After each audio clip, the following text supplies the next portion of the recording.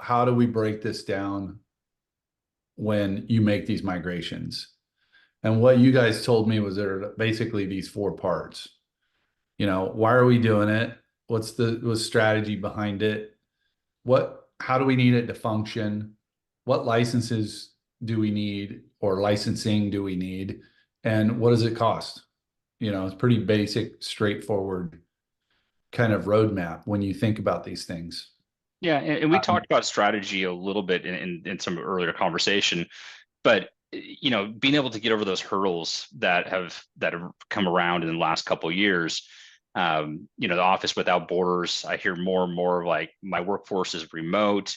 We have clients that have workforce that are doing 3D rendering, 3D CAD over in the Philippines, and having a server in here in the United States just doesn't make sense. So how do you make that function when you're talking about a global workforce? So that's strategy right there. And then also being able to find, so talking about geographical location. Also mobile is becoming a big part of it as well. So you've got the full life cycle of the project. You have the engineers that are making these drawings, and then you have all the way out to the general contractors that are out in the field that are actually building them, and they're looking on iPads or phones at potentially even a 3D model, and they're spinning around and going in and looking at what it's supposed to look like. That's just not available when you have that data sitting on a server in a closet somewhere. It's funny because you guys are talking about all this, and one of my other clients, they do something simple compared to what you guys do. They put in outdoor living spaces. Well, guess what? One of the things they do is to differentiate themselves, 3D renderings. And the person who does their 3D renderings is in Europe. They're here in the West Coast, and basically the reason why they do that is so they could get turnaround time quicker. But it's all done in the cloud. Well, and you think about it from that perspective, if you're looking to be able to generate a 24-hour workforce, that's how you accomplish it, right? Yeah, exactly. And when you have a global workforce, what you have to pay somebody in the Philippines or India or even, Eastern Europe is different than what you'd have to pay somebody here. Now, I'm not saying that's always the case, but you have all of these financial considerations that you have to look at. Public notice: we're not advocating for outsourcing, just potentially a strategy. Yeah, there's quite a few different strategies. I mean, like everything from aging out infrastructure. You got a server that's coming up that's due to be replaced. You're looking down the barrel of $15K plus to replace that server out. At this moving to a OpEx versus a CapEx. There's a lot of strategy there of why you'd want to be on the latest and greatest always versus having to go through a life cycle every 7 years. Right. So this is everybody's favorite topic, I think, because it can get complex. It's easy, well, from my standpoint, it's easy to say, oh, this is why we want to do it, because we're having these challenges. Now, like, what is it actually going to cost us to do this? How do we even figure that out? And a lot of it is the licensing part of it. Yeah, unfortunately, Autodesk is not a nonprofit, so they're going to make sure that they get into your pockets in some way, shape, or form. Well, they want to make money. Yeah, they got to support those the development of it. But yeah, it comes down to licensing. For the most part, you're going to see that either you're going to be flush on what it costs to replace the server one time with like a migration and licensing, and over a period of time, you'll actually see a cost reduction depending on the setup. So like Tony said, the licensing can get fairly complex on the requirement of functionality that you're looking for. So function determines cost. And so I think that's something really important to point out, is that having some flexibility in what type of employee is performing what function, you can also get very granular on what that licensing is going to cost as well. Head count plays a big part into it.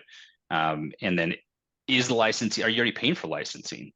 Is it something that you have a package with Autodesk currently, and you maybe already are paying for some of the licensing and functions that you need, and you just aren't using them? So then you just have a balance of, what users need to have that and which ones don't. That struck me as interesting when we were going through like, hey, what do we talk about? And we always everybody builds out these slides. Well, what do we talk about and why? And you said, oh, some people already have the licensing bundled into what they have. They're just not using it. And I was like, well, then what are they paying for? Like, how did they get there? That and They're paying a premium basically to utilize the software, but not utilize all the function. Yeah. right, right. Interesting. Well, looking at those types of things, let's go through that licensing part of it. And you sent me a snapshot and we pulled it up here, and there's things like the different types of subscriptions, the quantity of seats, how long is the license, here's when it expires, all of that stuff. By the way, for someone like me, this would be like a half-time job just tracking when licensing expires. Um, so why don't you walk us through what this tells you about, this is a live example, right? This is, Yep. Yeah. yeah, Yeah. So this is a current example. And so at the very top, you have the architecture, engineering, construction collection. That's kind of like the big guy, right? So that's a premium license.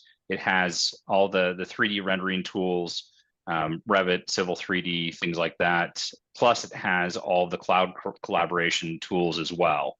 it's like Uh, you get access to the platform with I'm these. sure that they have something even higher than that, but yeah, it's kind of when we think about architecture, engineering, construction based industry, that's kind of the go-to license because it has everything in it.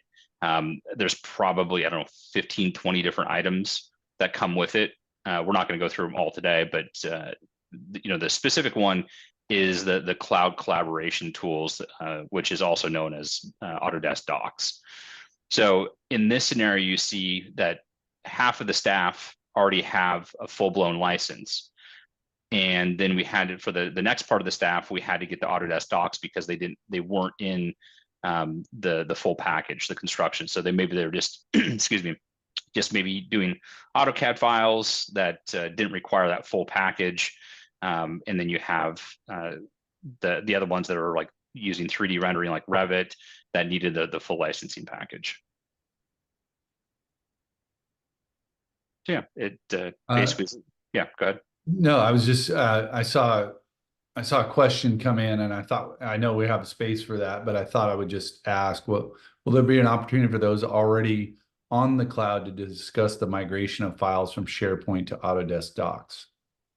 Sure, we can talk about that. And there's also, so a little teaser, that may not be the best choice. There might be other solutions that don't include Autodesk Docs, or they can include other solutions with Autodesk Docs. So that's the whole kind of the interesting conversation, is that, and we'll discuss it here on one of these slides, about data siloing and Yeah. what problems that creates. So when I looked at this and I saw 8 seats, 1 seat, 2 seats, 6 seat, like why?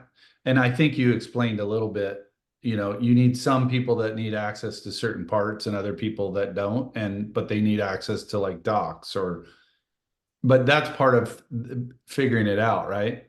Is Yeah, knowing what you need. you have to have a really good understanding of what staff member is doing what and what sort of function they need to have to perform the job, but also understand what functionality are you trying to get out of it too.